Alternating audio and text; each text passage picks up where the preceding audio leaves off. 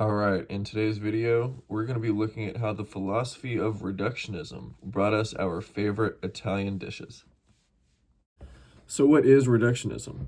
Well, reductionism is a worldview that finds the ultimate meaning of the object not in its inherent qualities, but in the parts which compose it, and the lateral relations of those parts.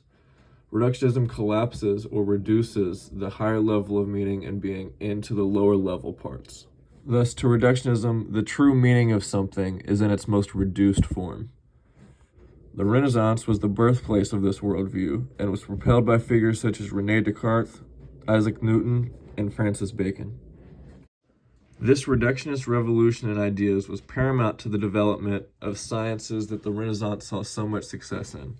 Examples like chemistry, mathematics, biology, engineering, and medicine are all owed in part to the philosophy of reductionism. Through this gateway of success, not only do we have massive advancements in sciences, but also in food. Within this culture of the reductionist ideal, we begin to view cooking as like a science and aspire to uncover the most reduced, rich, basic essence of flavor and ingredients. This is how we finally get our favorite Italian components like tomato sauce, meat stocks as bases to dishes, braised meats and wines, bolognese sauces, and balsamic glazes, where all of these components require cooking and reducing down the ingredients to its most rich and flavorful form.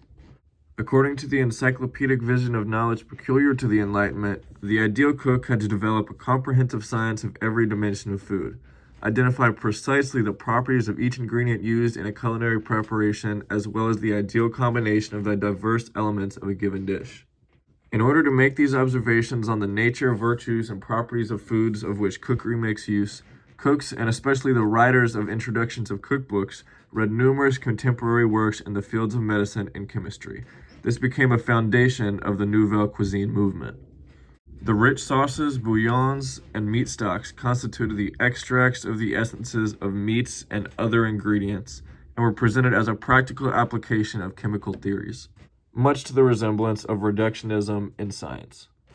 Therefore, we can give much thanks to reductionism for our favorite Italian dishes like spaghetti al pomodoro, chicken pancetta, ragu alla bolognese, and any stock-based dishes, and plenty more.